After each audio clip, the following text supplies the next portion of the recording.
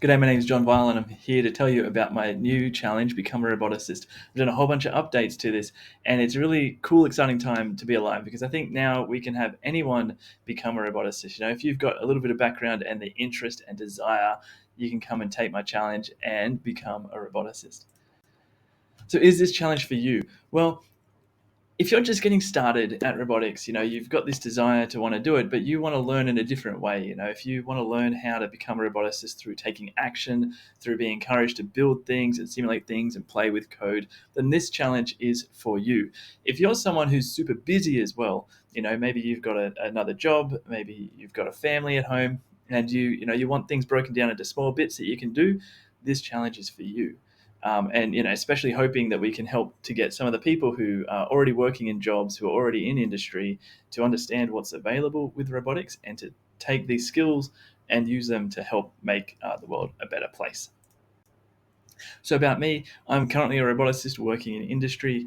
I work, for a few companies making, for instance, a spider robot in oil and gas inspections.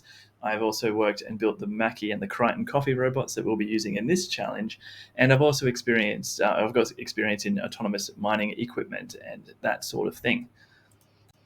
So let's get into what's going to happen. In days 0 to 9, we're going to look at using the Crichton coffee robot. This is a two-wheeled robot, it's got a laser on it and a camera on it, and it can create 2D maps and autonomously navigate around its environment. So I'm going to show you step by step how to put this thing together. I'm also going to take you through how to create your own 3D models that you can add on to a robot, because what often happens is when you get a robot, you need to modify it to be able to suit the specific situation that you're using it for. Then in days 10 to 19, we're going to go and look at robot arms, because robots are kind of boring if all they can do is move things around on wheels. Really, we want to have the ability to grip and grasp and move things around. And so in days 10 to 19, that's what we're going to look at. We're going to look at how do you operate a robot arm, how do you move it around, and how do you help it to avoid running into things, and what is so hard about this anyway. We're also going to look at building simulations so that you can simulate how grasping works, and we'll look at building your own very simple gripper as a way of introducing you to the concept of how to control joints and these sorts of things. And then in days 20 to 28, it's going to be your job to find a robot that you want to make and simulate that and share that with the world. But if you are stuck, I'm going to show you what I would do over that time. I've been recently inspired by some of the really amazing forklift robots that are operating. And so I thought I would have a go at making a simple autonomous forklift simulation. And so you can step by step with me, and hopefully you can use that as inspiration for this specific robot that you decide that you want to make. Now, when I say take action, what I mean is that every day I'm going to encourage you to post something on the internet. And this is it's got two reasons to do this. The first one is because, building up a habit of doing something is a great way to learn, right? And so if you can post and make something, a little bit of robotics every day, eventually you'll look back on your time and you go, gee, I must be pretty good at robotics because of all this robot stuff that I've done. And the other thing is that what you can find is that when you start doing things, people will be interested. And it's really great thing to get out there and show your work and show other people what you're doing, because it turns out that there's a lot of people who haven't started becoming a roboticist who might want to become a roboticist and will probably be inspired by your journey as you go. Not only are you helping other people, though, it helps you stay on track. One thing a lot of the people who take this challenge have found is that the posting to X and LinkedIn helps them want to keep going, and it gives them the kind of motivation that you might lack if you are just like kind of consuming a course just on YouTube or just reading a book or something. Coming and joining this community and taking up the challenge to post every day for 28 days, that's a big thing. And you'll find it's actually kind of fun. And I guide you through the steps. So every day I'm going to give you there's a little bit of work to do. And then, hey, you should post about this on the internet. And I'll be there to cheer you on as you go through. Not only that, but I've also got a Discord channel. So if you do get stuck, and that can happen, what we'll do is just hit me up or someone else in the community on Discord, and we can help you sort it out. I've set up the system so that it is, reasonably very beginner friendly. So you don't need to have a particular Linux computer. You can use it on PC and on Mac. So things will be reasonably straightforward, but there's always bugs and there's always little things. So jump on the Discord channel, and I'll be there to support you all the way.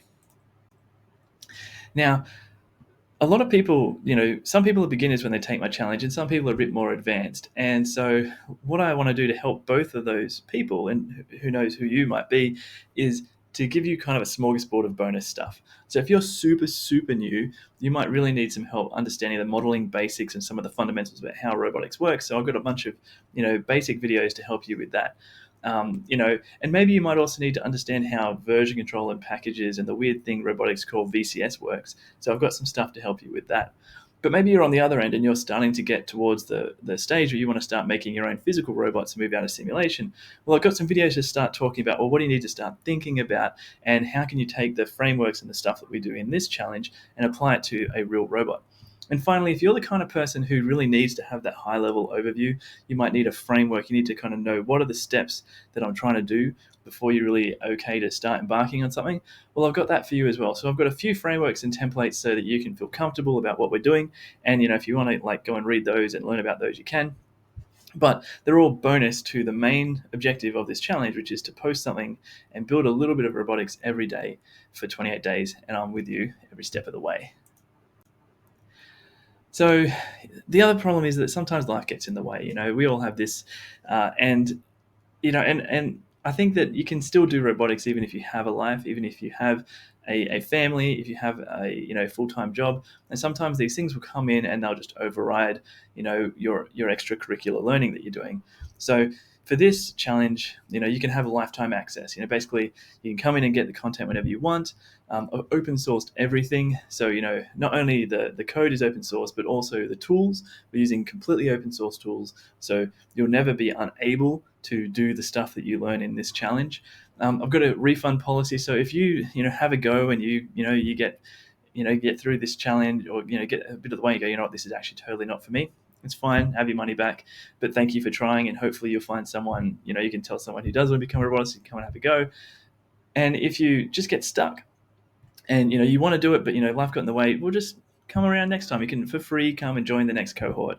I'd love to have you there. And it's my goal to try and help people to become roboticists, people who might not all otherwise would do. So come in and I'm going to help you, for as long as you're willing to keep trying to do this challenge, I'm willing to kind of keep helping you. So come in and so that's the guarantee, right? Like, refund if it really sucks for you, but if you want to keep going, come on, and we'll get you there to the end.